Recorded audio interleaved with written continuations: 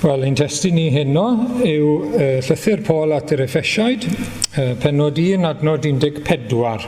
Cyn ni'n sôn am yr ysbryd glân, fi o'n ni'n sôn wythnos diwetha. Yr ysbryd hwn yw'r ernes o'n hetifeddiaeth, nes ei prynu'n rhydd yw meddiannu'n llawn, clod i ogoniant Duw.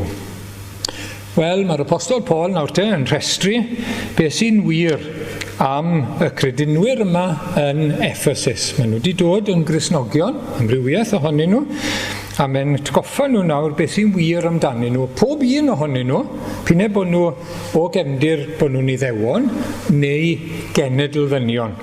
Ac i ni wedi cael ein atgoffa tro diwetha o'r bendithion, y rhestr yna. I ni'n gyfoethog iawn yn Iesu Grist. Pob un yn gyfoethog ac yn gyflawn yn yr arglwydd Iesu. Ac yr un wedi bod yn enwi nawr yw rhodd yr ysbryd glân.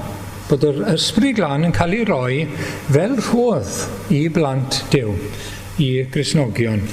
Y diddanydd arall oedd yr arglwydd Iesu wedi sôn amdano a'i addo i'r disgyblion. Ac yn adnod 13 tro diwetha oedd yn sôn amdano fe fel sêl. Chi'n cofio?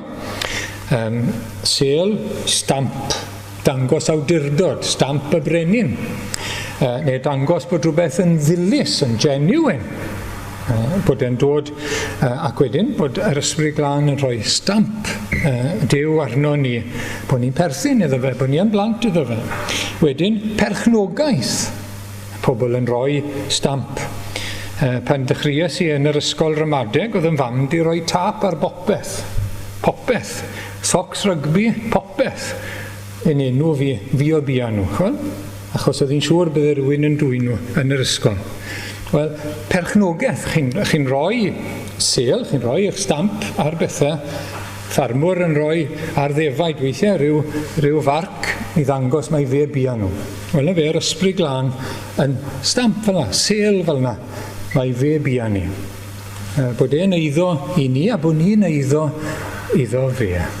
Yn Iesu Grist, wrth gwrs. Ac yn drydydd, bod e'n ddiogelwch, security, chi'n cofio, bod sêl yn cael ei roi i wneud siŵr bod neb yn ymyrryd ar rhywbeth, bod e'n cael ei gadw'n saff.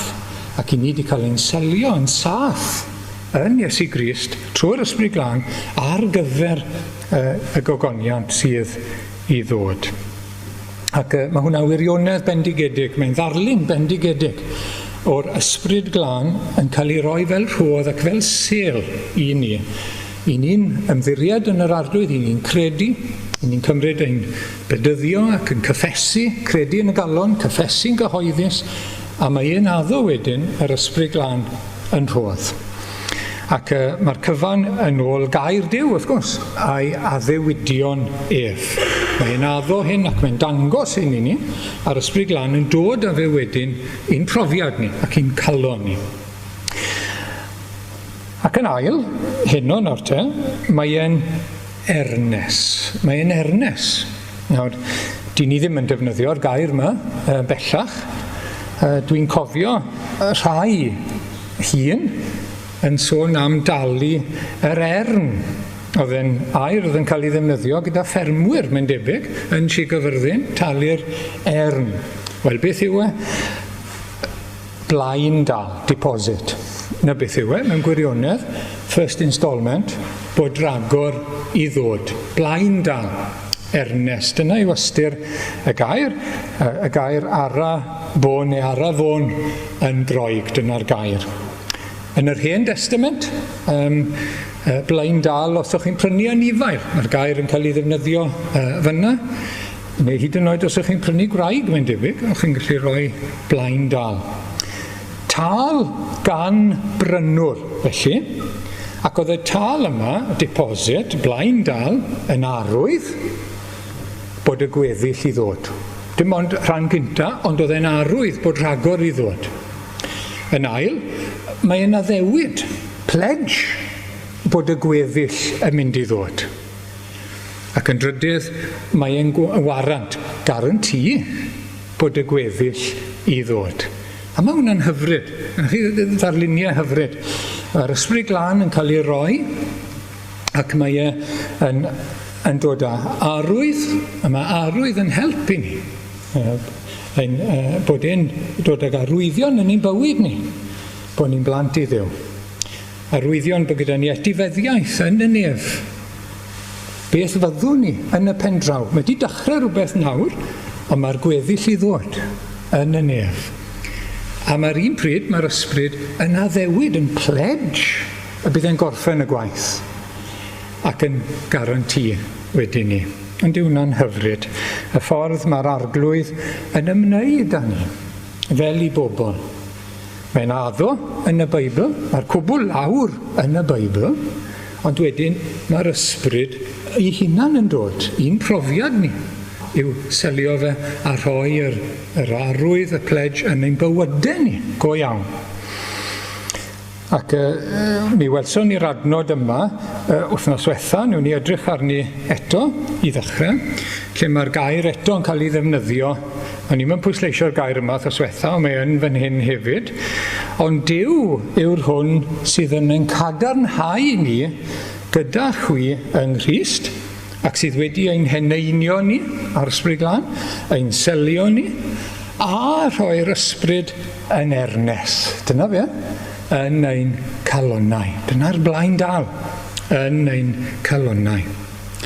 Ac wedyn, chydig nes mlaen, yn yr un llythyr, 2 Corinthiaid 5, oherwydd yr ydym ni sydd yn y babell hon, hynny yw y corff yma, yn ocheneidio dan ein baich, nid ein bod am ymddiosg, tynnu bant, ond yn hytrach ein harwisgo, mwyn i'r hyn sydd farwol gael ei lyncu gan fywyd.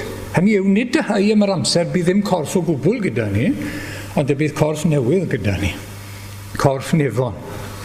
Duw yn wir yn darparodd ni ar gyfer hyn, ac sydd wedi rhoi yr ysbryd i ni yn ernes. Garanti, pledge, arwydd o beth sydd i ddod.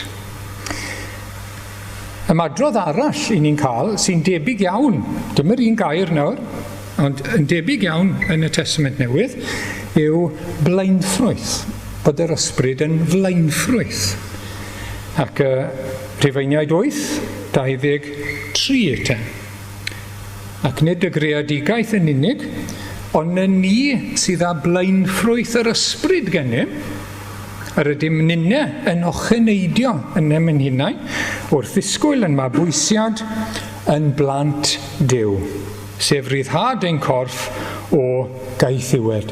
Darlun tym bach yn wahanol gyda'r blaenffrwyth, sef, wrth gwrs, y darn cyntaf o'r crop, amser cynheuaf, oedd hwnna'n cael ei roi i'r arglwydd, oedd yn cael ei gyflwyno i'r arglwydd, y blaenffrwyth, ond wrth gwrs, oedd hwnna'n arwydd bod rhagor i ddod, bod y cynheuaf llawn i ddod ar ei ole, wrth gwrs. Dim ond y blaenffrwyth oedd hwnna, dim ond y cynta hwnna, o'r clwd i gyd, y crop mawr. A mae hwnna'n ddarlun hyfryd iawn i. Ni wedi profi nawr gyda'r ysbryd glân o'r blaenffrwyth, meddai yr apostol Paul yn ein mabwysiad.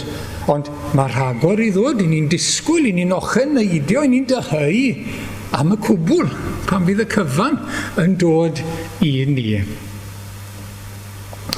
Ac wedyn mae un darlun arall diddorol iawn. Dyw e ddim yn yr ysgrythur, ond mewn groeg modern.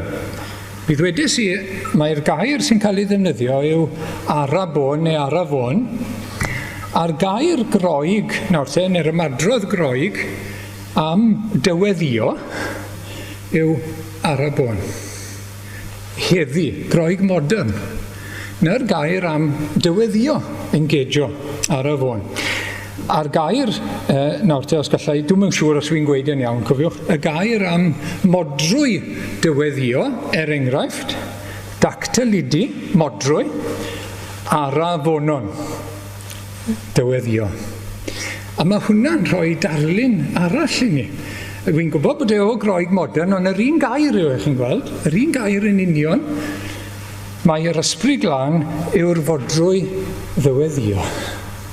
bod yr arglwydd Iesu wedi dod yn briod i ni'n prynu ni'n caru ni, mae'n mynd i'n priodi ni, a mae di rhoi arwydd, mae di rhoi addewid, mae di rhoi garanti i ni o'r briodas wrth roi i ni yr ysbryd glân, fel y fodrwy y briod. Mae hwnna'n hyfryd. Mae wedi'n dyweddio, mae wedi'n prynu ni, mae wedi'n caru ni, a nawr mae wrthi, trwy'r ysbryd glân, wrth gwrs, mae yn ein prydferthu ni nawr, yn ein paratoi ni nawr, ar gyfer y briodas. A pan i ni yn cael ein llenwi ar ysbryd glân, i ni fel rhywun sy'n ymwybodol iawn o'r fodrwy briodas, i ni'n eiddo nawr i'r arglwydd. Dyn ni ddim yn free agents, i ni'n eiddo iddo fe. A pan mae e'n gweithio arno ni yn ein bywyd, pethau anodd yn digwydd yn ein bywyd, o mae'n oreit, i ni'n cael ein paratoi ar gyfer y briodas. I ni'n cael ein paratoi, i ni'n cael ein gwneud yn brydferth nawr. Falle bod e'n boenus ar hyn o bryd, ond mae'r cyfan ar gyfer y briodas sydd i ddod. A dyna waith yr ysbryd glân, yn sicrhau ni o'i gariad, a nerthu ni wrth i ni gael ein paratoi am prydferthu ni, a'n sancteiddio ni ar gyfer priodas yr oen. Priodas yr oen. Ac wrth gwrs, mae yn ein sicrhau ni o gariad yr arglwydd, yn dyw e?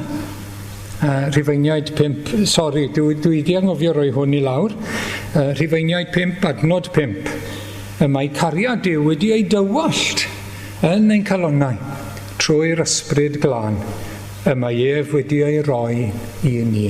Ein sicrhau ni o gariad ein Duw, o gariad yr arglwydd. Yn ein calonnau eto, yn ein calon. Bod ni yn gwybod, yn ein profiad, bod ni'n ei brofi fe. Beth mae hyn i gyd yn dweud wrthon ni? Mae yna ddarluniau, y blaen dal, y blaen ffrwyth, y dyweddio, beth mae'n dweud te? Wel, mae dylanwadau yr ysbryd glân i ni'n ei profi nhw nawr. Mae nhw yn blaen dal, mae nhw'n damed i aros pryd. Mae nhw'n fendithion sydd gyda ni nawr, a mae mwy i ddod. Mae mwy i ddod. Blaen dal yw e, blaen ffrwyth yw e. Dyweddio nid y briodas. Mae'r bendithion, mae'r profiadau, yr un mewn natur a'r gogoniant sydd i ddod, ond yn llai o ran gradd. Mae nhw'r un o ran natur, ond yn llai o ran gradd. Mae mwy, wrth gwrs, mwy i ddod. Yn y bywyd yma, mae gwaith yr ysbryd glân, mae'r Ernest, chi di sylwi, yn ein calonnau ni. Mae e'n ysbrydol, mae e'n fewnol. Dwi ddim yn rhywbeth lle mae'r Cristion yn edrych bob amser yn dda. Yn aml iawn, dyw'r Cristion ddim yn edrych yn dda. Yn aml iawn, mae'n cael ei erlyd. Yn aml iawn, mae'n stryglo. Yn aml iawn, mae'n amoblogaeth. Ond mae gyda fe'r Ernest yn ei galon. Yn ei galon, chi'n gweld? Gallai fod o ran y corff yn wan iawn. Gallai fod o ran y corff yn sal iawn. Ond mae'r Ernest gyda fe yn ei galon. Mae'n ysbrydol. A mae'n fewnol. Rhyw ddydd, fydd e'n gorfforol. Fydd y corff newydd, fydd e'n llawn. Fydd e'n gyhoeddus. Fydd Duw yn dangos ei blant yn gyhoeddus rhyw ddydd pan fydd Iesu Grist yn dod nôl. Ond nawr mae'n fewnol, mae rhaid ni gofio hynny, mae'n bwysig. Dyma chi adnod bwysig yn y cyswllt yma, fi'n credu, llythyr Paul at y Colosiaid, pennod 3 a 4. Oherwydd buoch farw, ac y mae eich bywyd wedi ei guddio gyda Christ yn niw. Mae yna elfen guddiedig i'r bywyd Cristnogol nawr. Mae'n rhywbeth ysbrydol, chi'n gweld? Mae'n rhywbeth sydd yn ein perthynas ni gyda Duw.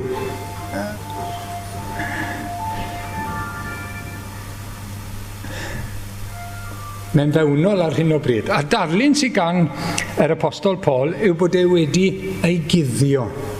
Hynny yw, y darlun yw claddu, wrth gwrs. I chi wedi marw. Chi wedi marw gyda Iesu Grist nawr. ond chi wedi cael eich codi i fywyd newydd ysbrydol. A mae'ch bywyd chi wedi ei guddio yng Nghrist. Mae'r cwbl yng Nghrist. Ond rhyw ddydd, yr ail ran, pan amlygu'r Crist, pan ddaw Iesu Grist yn amlwg, chi'n cofio, ar ôl yr atgyfodiad, nath Iesu Grist ddim amlygu hunan i bawb, dim ond i'r credinwyr.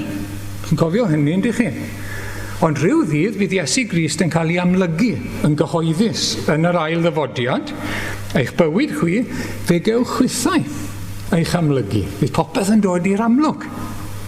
Gyda gef mewn gogoniant. Nawr mae gyda ni'r Ernest yn ein calonnau ni.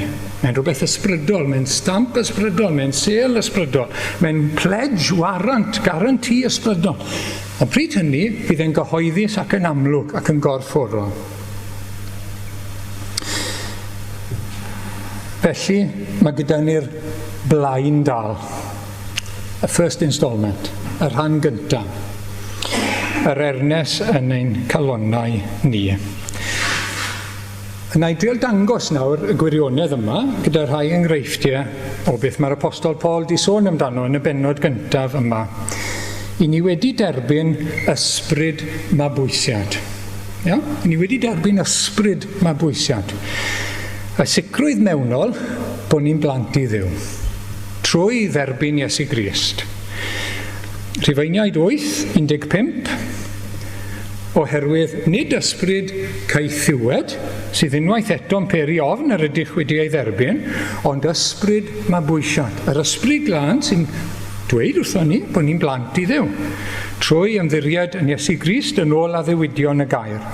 Yr ydym trwyddo yn llefain Abba Dad. Ond chi'n gweld, rhyw ddydd, mi fydd na fabwysiad cyhoeddus. Rhyw ddydd bydd Duw yn dangos. Dyma fy mhlant i, dyma nhw. Ac i fynd nôl, gethon ni'r adnod nawr, Rhufeiniaid 8:23, mae blaenffrwyth yr ysbryd gennym, i ni'n ochen neidio wrth ddisgwyl ein mabwysiad yn blant Duw, sef ryddhad ein corff o gaethiwed. Mae hwnna i ddod eto yn mabwysiad llawn fel petai.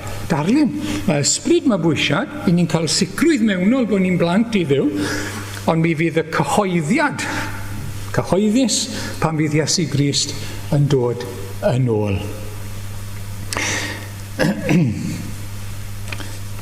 Mae'r gair yn addo bod ni â hawl i fod yn blant i Dduw, yn dyw e?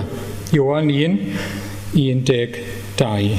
Ond cynifer ag ei derbyniodd rhoi sydd yn twy, rai sy'n credu yn ei enw, hawl i ddod yn blant Duw. Plant wedi ei geni nid o waed, nac o ewyllus cnawd, nac o ewyllus gŵr, ond o Dduw. Na'r addewid, felly, i ni'n credu yn yr arglwydd, ac mae'r ysbryd yn sicrhau ni. Mae'n rhoi tawelwch i ni bod ni yn blant i Dduw.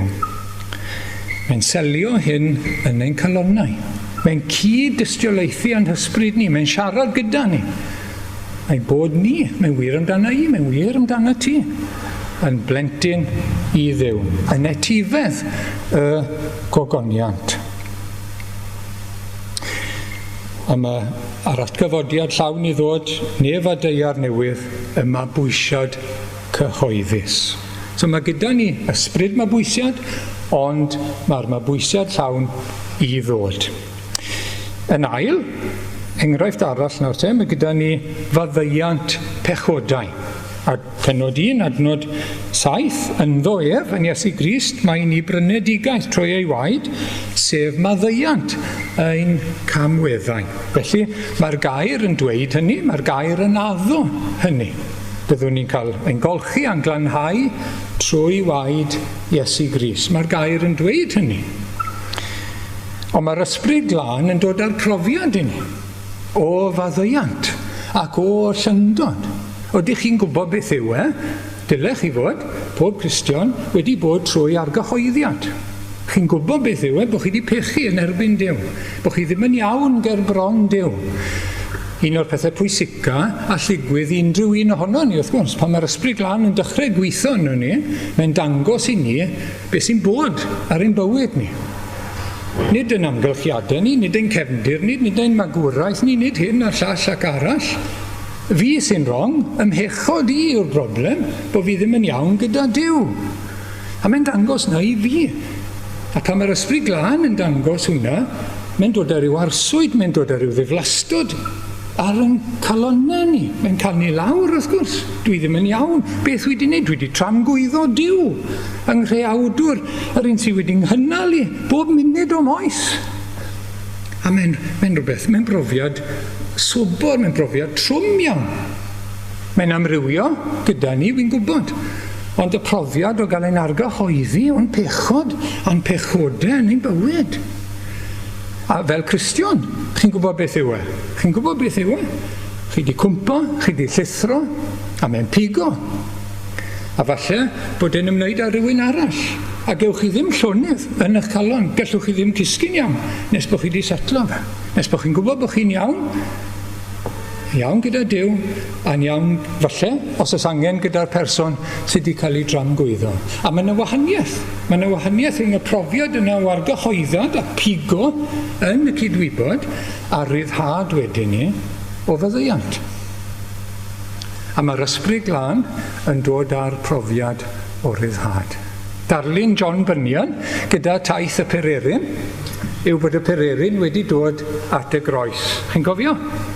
A lle bynnag oedd e'n mynd, cyn hynny, oedd y pac mawr ma ar ei gefen. Sy'n modd lle oedd e'n mynd, oedd e'n cario'r pac ma i bechodau fe.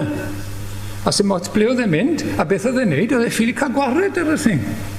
Ei bechodau, nes bod e'n dod at y groes. Nes bod e'n gweld bod Iesu Grist wedi marw drosto fe. Drosto fe. A beth i gwyddodd? Mae'r pac yn mynd. Mae'n rôl o bant. Mae'n cerdded wedyn ni, a dyw e ddim yr un un, dyw e ddim yr un profiad, dyw e ddim yr un pwysau arno fe. Mae'n rhydd. Mae wedi profi maddeuant. Dyna waith yr ysbryd glân, wrth gwrs. A mae hwnna'n hyfryd. Ond, wrth gwrs, i ni dal mewn brwydr gyda pechod ar hyn o bryd. I ni wedi cael ein hachub o ganlyniad ein pechod ni, o gosb pen draw ein pechod ni. Mae hwnna wedi dalu amdano fe, unwaith ac am byth. Gallai i ddim talu am ymhechod, a does dim angen i fi. Dwi'n mynd neud dim byd yn y mywyd i drial talu nawr am ymhechodau. Mae hwnna wedi cael ei wneud ar y groes. Ond, i ni dal yn y frwydr, mae'r hen natur dal gyda ni. I ni dal yn cwmpo. Mae pechod dal yna, mae'n bresennol a mae'n gryf. Ac i ni'n cael nerth nawr i frwydro ac i goncro fe. A trwy ras, dechrau goncro fe yn amlach, trwy ras Duw. Ond rhyw ddydd, bydd ddim pechod yn agos. Ddim pechod yn agos. Fyddwn ni'n rhydd. Mae'n anodd dychmygu fe, a gweud y gwir. Dim angen gwylio, dim angen gweddio, fel i ni nawr. Bob munud, mae rhaid ni watcho, mae rhaid ni fod ar yn gad nawr, trwy'r amser. I ni yn y frwydr dydd a nos. Mae ni weddio cyn mynd i gysgu am ein breuddwydion hyd yn oed. Mae pechod yn gallu dod i'n is-ymwybod ni, i'r subconscious. I ni'n brwydro a brwydro a brwydro.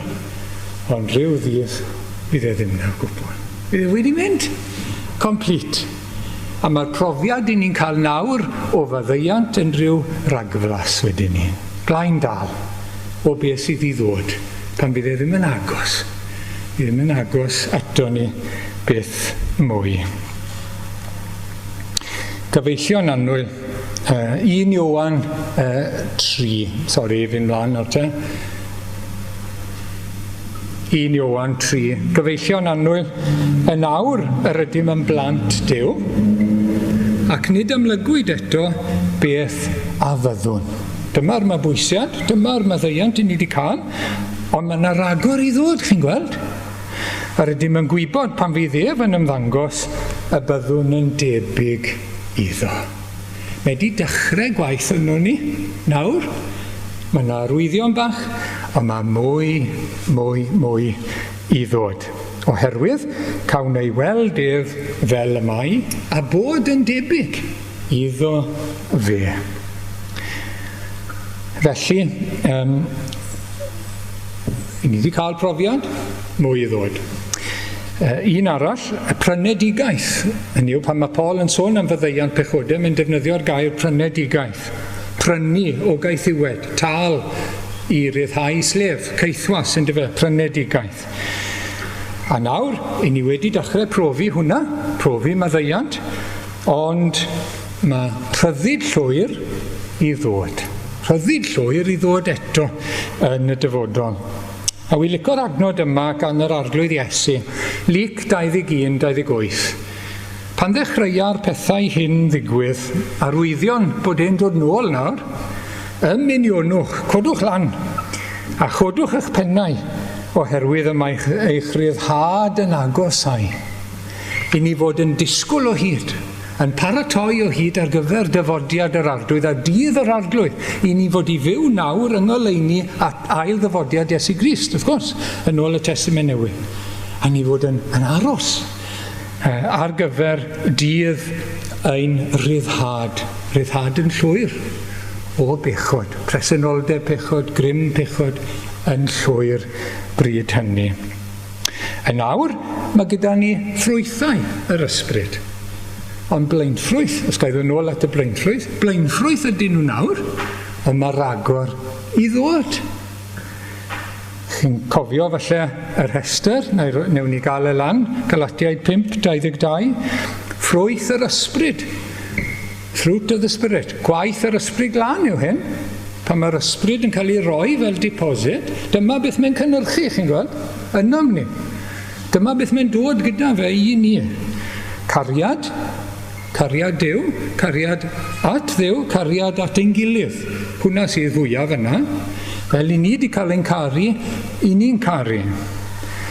Ond yn gyntaf, mae wedi dod â cariad Dyw, wrth gwrs. Fel ni wedi dyfynnu i'n calonau ni, ac wedyn, i ni'n dechrau caru, fel y mae e wedi'n caru ni. Wedyn, mae'n dod â llawenydd i'n profiad ni. Y llawenydd wnaethon ni ddarllen amdano fe. A mae'n bod ni'n credu yn yr arglwydd Iesu. Wedi dod yn bobl Dduw trwy Iesu Grist, wedi cael ein derbyn, wedi cael glanhad yn Iesu Grist, wedi profi heddwch a mae tangnefedd i ddod nesaf. Dyma beth mae'n rhoi i ni. Llawenydd. Wy'n cofio rhywun yn dweud wrtho i llynedd. Ers dod i gredu yn Iesu Grist, fel sioc oedd e, wi mor hapus. Fel petai'r person ddim yn disgwyl i hynny fod. Wi mor hapus. Wi mor llawen yn yr arglwydd Iesu. Mae'n dod â tangnefedd, heddwch, Dyw, bod ni'n iawn gyda Dyw wrth gwrs, goddef garwch, amynedd, hir amynedd, fel mae Dyw yn amyneddgar. Mae'n erthu ni fod yn fwy amyneddgar yn garedig.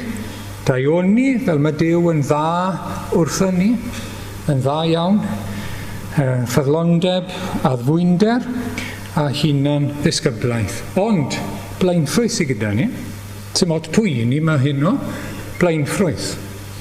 A ryw ddydd, bydd y ffrwythau'n llawn. Bydda nhw'n eiddfed ac yn llawn. Ond ar hyn o bryd, blaenffrwyth. Ac i ni'n gweddio, wrth gwrs, bod nhw'n tifu. Ond blaenffrwyth yw nhw gyda ragor i ddod. Wel, siwr dylen ni ymateb nawr te i'r gwirioneddau rhyfeddol yma. Yn gyntaf, diolch. Diolch am yr addewid ac am roedd yr ysbryd glân fel sel ac fel blaen dal, blaen ffrwyth, engagement ring. Y ffordd mae Dyw yn gofalu amdano ni, mae mor dda tuag ato ni. Yn gweld pan ni'n ymateb i'r Efengyl, mae e'n dod nôl ato ni gyda mwy to. Yn rhoi ei sel arno ni, yn rhoi yr ysbryd i ni, yn rhoi yr ernes i ni. I'n sicrhau ni. A mae'r holl addewidion am hyn yn yr ysgrythur mwyn i ni profi nhw trwy waith yr ysbryd glân. Ac wrth gwrs, mae'r ysbryd glân yn rhoi y blaen dal yma, yr ernes, mwy o'i ddylanwadau yno ni, wrth i ni ddefnyddio'r moddion gras. Wrth i ni ddarllen y gair, wrth i ni weddio, wrth i ni ddod i oedfa, i geisio Duw mewn oedfa nawr, nid jyst dod i'r cwrdd physically, dod i'r oedfa i geisio Duw, mi wneith e gwrdd â ni, a'n bendithio ni, wneith e gynyddu'r gwaith yma yno ni trwy ei ras. Felly diolch, ynddo fe. Diolch. Mae Duw mor dda tuag ato ni yn ein derbyn ni gyntaf yn Iesu Grist. Gallen ni ddweud, bydde fe'n ddigon bod e yn yr ysgrythyr, bod e lawr fyna. Ond mae'n rhoi mwy na hynny, mae'n rhoi'r ysbryd i ni brofi fe. I ni brofi fe yn ein calonnau, ac yn ein cydwybod, ac yn ein meddyliau ni. Mae hynny'n hyfryd iawn. Yn ail, gostyngeidrwydd. Dyle fe neud ni'n ostyngedig. Achos ni wedi cael ein bendithio'n fawr yn Iesu Grist, i ni wedi derbyn yr ysbryd glân yn rhodd, ond mae llawer mwy i ddod eto. Does neb wedi cyrraedd. Does neb wedi cyrraedd y cyflawnder tra i fod yn y byd yma. Felly, mae rhaid ni fod yn ostyngedig. Pan i chi'n clywed pobl yn sôn am eu profiadau o'r ysbryd glân, fel petai nhw wedi cyrraedd yn barod, mae rhywbeth yn bod. Dyle fe wneud ni'n ostyngedig iawn. I ni wedi profi trwy ras Duw, ond mae gymaint mwy i ddod. Ac felly mae yna hiraeth o hyd am ragor. Mae yna syched am ragor, am beth sydd i ddod eto. Mae yna waith eto i gyrchu at y nod, yn does e? Medde'r apostol Paul, diolch yn edrych nôl, dwi'n wedi cyrraedd, mae'n cyrchu at y nod. Yr apostol Paul, edrych ymlaen mae e, gweithio ymlaen, pwyso ymlaen o hyd. Mae'n siŵr bod fi wedi gweud o'r blaen, mae'r adnodau yn Philippiau 3, cyrchu at y nod, mae'n dod o ddarlun rhasys cerbydau, chariot racing. Ac mae'r person sydd yn y chariot, mae'n gafel yn yr awenau gyda'r ceffyl, a mae'r awenau yna, yr reins, wedi rwymo rownd y person, yn y chariot. A mae hwnna'n tynnu fe mlaen. Mae'n gorfod pwyso mlaen trwy'r amser. Galle ddim edrych nôl, rili. Mae'n ffetel. Yn llythrenol gallu bod yn ffetel os mae'n edrych nôl. Mae'n cael ei dynnu mlaen, a mae'n gofod pwyso mlaen yn y ras gyda'r reins yma sydd o'i gwmpas e. Ac wrth gwrs fel na i ni.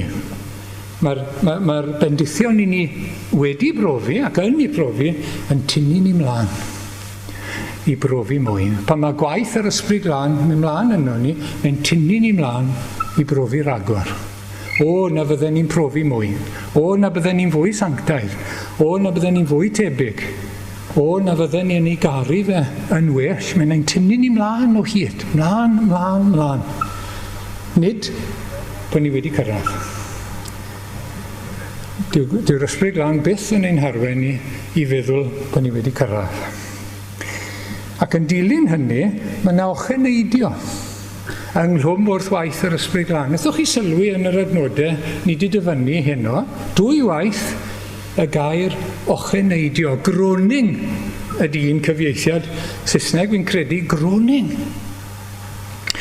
Yn gyntaf, yr adnod gyntaf geson ni, nag yr ail un, 2 Corinthiaid, nag, tiwch yned, fi fod wedi marco nhw yma. 2 Corinthiaid 5 oedd e, oherwydd yr ydym ni sydd yn y babell hon yn ochneidio dan ein baich. Dyna fe. I ni yn y babell hon, i ni yn y corff yma. Mae'r corff yma'n llygredeg. Mae'r corff yma a side effects pechod arno fe. Ac mae'r bywyd yma, mae'r hen ddyn gyda fi. A mae brwydr pechod yn mynd ymlaen. A medde'r apostol Paul, i ni'n ocheneidio. Groning, pryd dwi'n mynd i ddod yn rhydd. Ond mae'n pwysleisio, nid bod dim corff gyda ni, ond corff newydd.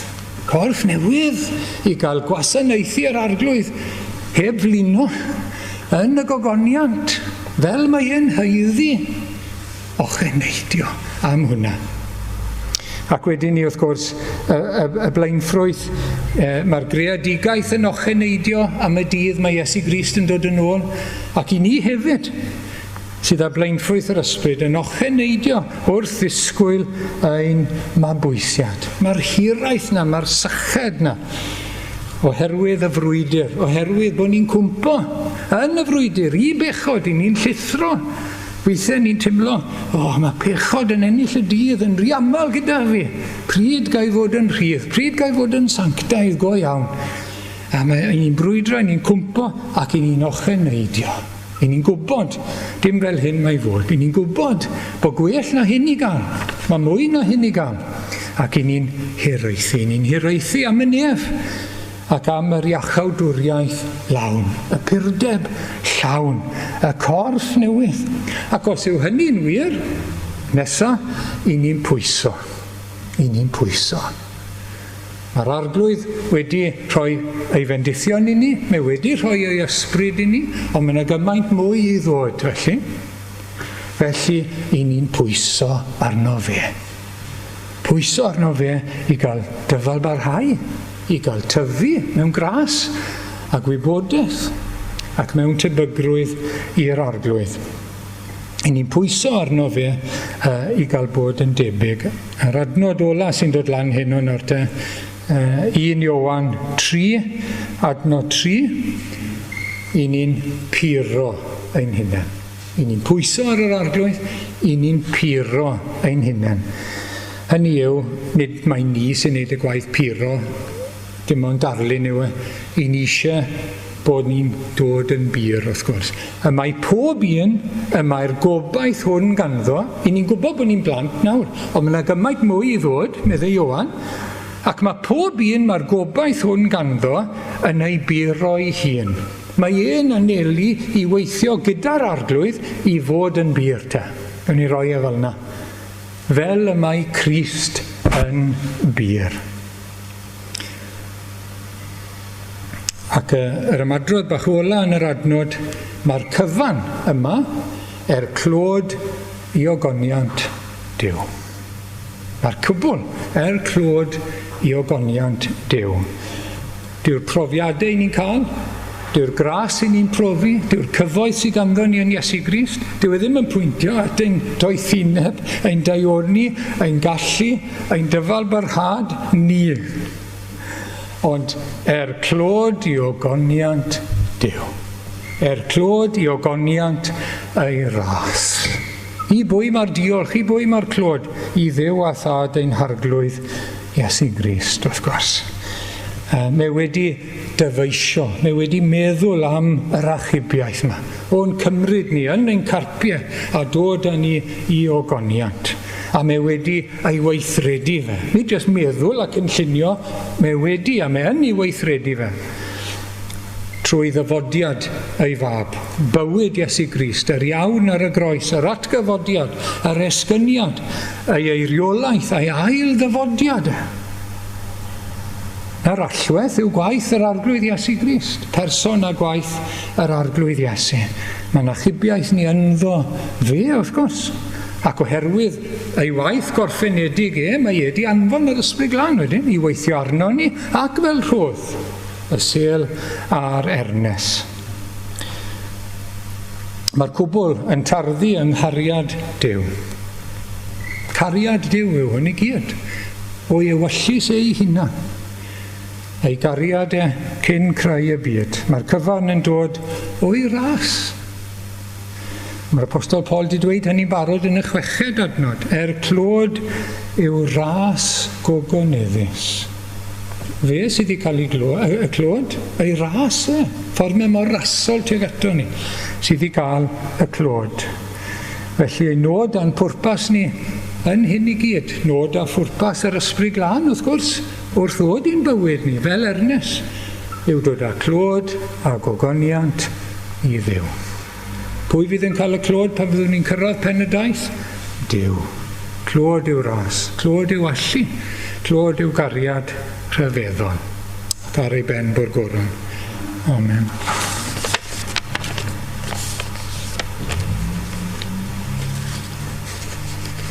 Wel, ddewn ni at yr emyn ola nawr te, os gweli'r fi bechadur, rhyw ddydd ar ben fy nhaith, rhyfeddol fydd y canu, a newydd fydd yr iawn.